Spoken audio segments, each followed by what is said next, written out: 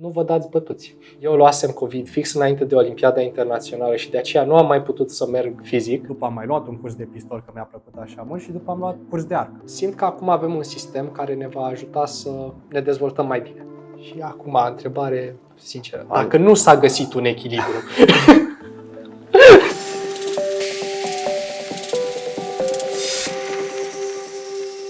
Sunt Alex Lucianov, m-am născut la București, am stat aici 19 ani, iar după a trebuit să trec brusc la locui în state. Am venit aici cu ocazia de a le mai povesti elevilor, în primul rând despre admisia în state, după despre cum este viața în state, deoarece consider că e important să menținem un oarecare contact intergenerațional. Copiii cel mai mult au întrebat lucruri logistice, deoarece aceștia sunt pragmatici, au întrebat cum funcționează cu finanțarea, cum funcționează cu aplicațiile, cum funcționează cursurile.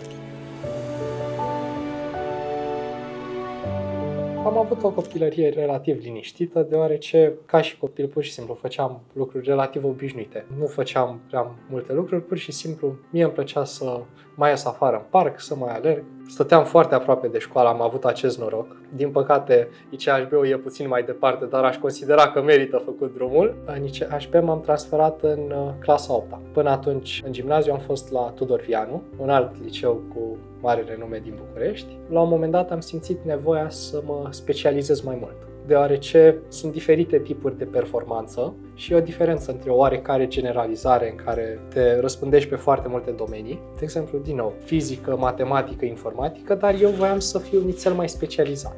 Și de aceea am venit la ICHB, care se potrivea mai mult cu ce-mi doream eu. Cred că persoana care m-a inspirat cel mai mult din mediul ICHB era domnul Casian Patrașcanu, pe care l-am cunoscut în clasa 8-a, imediat ce m-am transferat. Acesta preda la clasa 10-a la vremea aceea, dacă mi-amintesc, la un curs de performanță pentru Olimpiade. Fiind doar a 8-a, în mod normal n-aș fi putut să particip la cursul acestuia.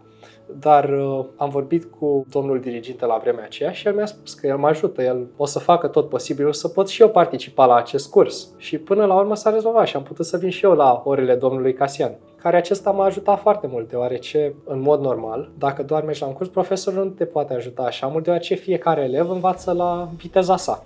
Însă, din fericire, cursurile de performanță au mai puțini elevi și de aceea profesorul se poate concentra mai mult pe elevi specifici și îi poate ajuta, poate să aibă un plan de învățare ajustat pentru fiecare. Consider că atunci am crescut eu foarte mult și, în mod normal, nu aș fi putut să cresc așa de mult și de rapid. Ar fi mers la o viteză constantă, deoarece nu eram mulți în grupa de performanță. Casian a putut să se adapteze la viteza mea și să-mi dea ce era nevoie la momentul respectiv. Pot să spun multe acum. Mie mi-a fost cel mai de succes elev de până acum. A fost la 4 internaționale în fiecare an de liceu, a fost și la internaționale pe echipe, a ajutat și cu pregătirea elevilor mai mici decât el, foarte frumos din partea lui și foarte eficient au fost elevii. E un elev fenomenal și o să-l rețin toată viața și sper că i-au plăcut lecțiile mele și sper să ne tot vedem de-a lungul timpului, fie ca și comisie împreună la Olimpiade, fie ca prieteni. Ca să fiu sincer, m-aș considera într-un fel un student dificil, deoarece de multe ori atunci când ai un student care învață rapid și se adaptează rapid, aceștia se întâmplă ca ei să fie cei mai dificili, dar atunci când ai de-a face cu un astfel de elev și tu ești un profesor bun, trebuie să încerci să te adaptezi cumva. Și de aceea eu m-aș considera într-un fel un student dificil, deoarece am cauzat dificultăți inclusiv domnului Băltărigă la ora de matematică.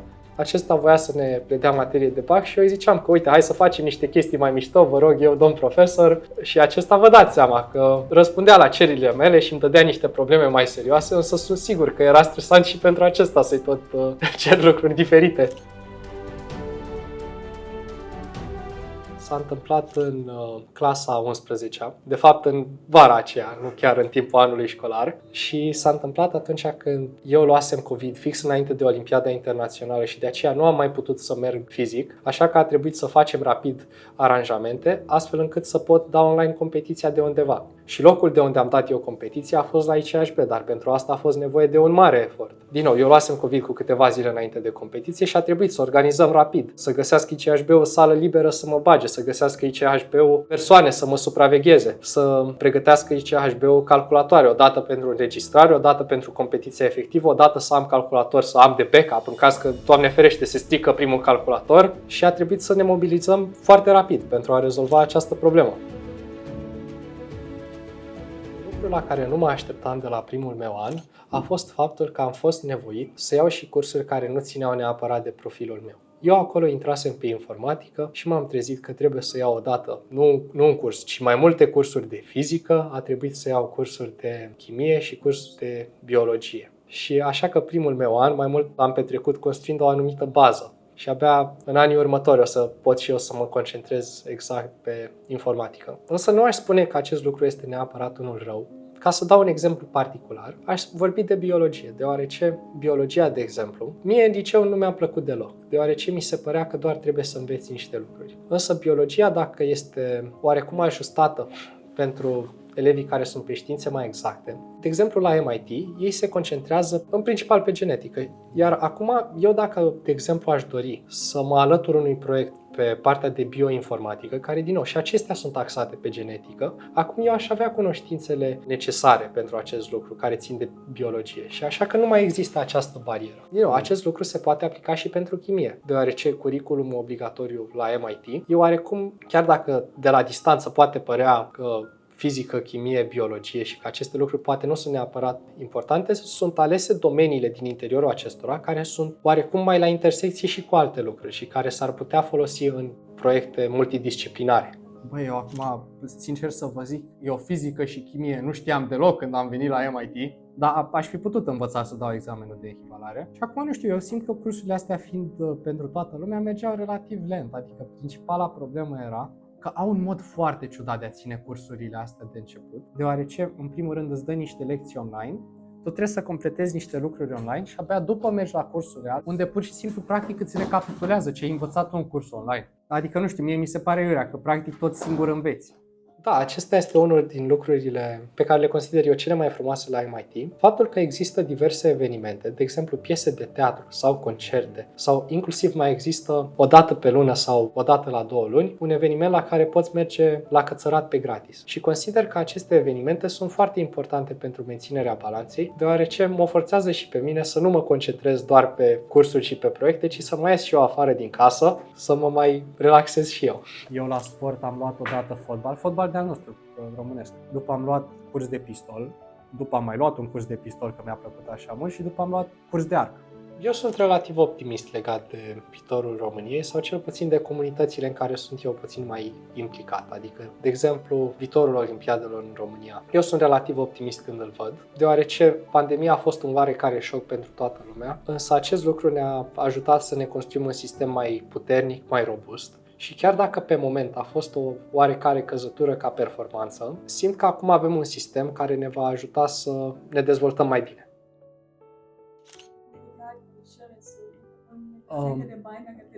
MIT-ul, de exemplu, îți face asigurare de sănătate. La spitale în America e iurea dacă n-ai asigurare de sănătate. Deoarece ce s-a întâmplat acolo e că are lumea asigurare și prețurile sunt așa mari, deoarece spitalele forțează practic asigurările să plătească mult. Dar din nou, în principal, și dacă nu ai asigurare medicală, adică deloc, nici cea de la MIT, deoarece MIT-ul în principal, dacă te vede student internațional, zice că băi, uite, îți facem noi asigurare medicală și calculează și asta în financial. Adică din nou, MIT-ul are grijă de tine. Nu știu exact cum e la celelalte facultăți, dacă ele îți zic spor, descurcă-te, dacă te îmbolnăvești, aia e, dar MIT-ul are grijă de tine.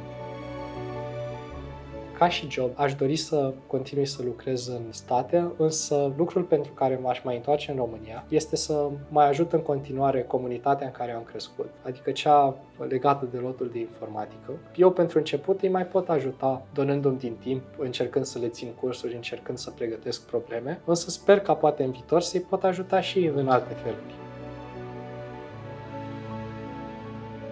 Majoritatea provocărilor țin mai mult de un efort susținut pe o durată mai lungă, așa că nu ar fi relativ dificil de a alege o provocare care să țină așa câteva zile. Aici lucrăm pe o scară mai largă, nu se întâmplă să ai o provocare și gata, rezolvi de azi pe mâine, ci adevărata provocare e să menții acest efort pe o durată lungă și atunci ești pregătit și pentru aceste provocări de durată scurtă, ca să zic așa, că n-aș putea să zic că da, cea mai mare provocare a fost ziua de concurs de undeva. Nu, provocarea adevărată a fost pregătirea menținută până în acel moment și atunci când a venit în sfârșit ziua de concurs, nu a contat doar aceea.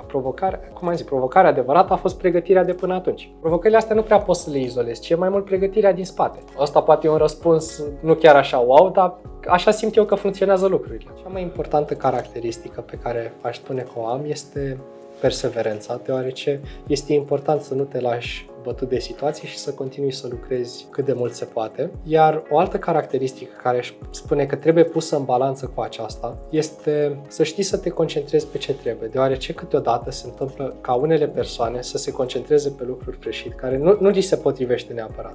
Adică mereu trebuie să știi când este timpul să te reorientezi și să nu rămâi mereu blocat pe același lucru. Însă este important ca tu continui mereu să mergi mai departe, dar să fii dispus să-ți ajustezi oarecum drumul. Aș spune că cea mai importantă caracteristică, de fapt cele mai importante două, deoarece acestea sunt oarecum în balanță. Este odată perseverența și să nu te dai bătut și mereu să încerci să continui cât mai tare. Și celălalt lucru este să știi când să te reorientezi pe alte lucruri. Cred că cele mai mari realizări ale mele ar fi lotul de informatică, dar nu în modul în care v-ați așteptat, deoarece realizările mele nu sunt legate neapărat de performanțele mele individuale, ci mai mult sunt legate de faptul că noi acolo am reușit să legăm o comunitate care să se mențină și să tot meargă mai departe și să ne ajutăm între noi. Consider că asta e important, deoarece totuși la finalul zilei, da, ai niște medalii, ele nu înseamnă așa multe lucruri, că nu o să te ajute așa de mult în viitor. Ce te ajută cu adevărat sunt conexiunile pe care le-ai făcut acolo. Din nou, și acestea sunt două lucruri diferite, deoarece medalia, gata, mergi 2 zile la concurs, ai obținut-o, însă acele legături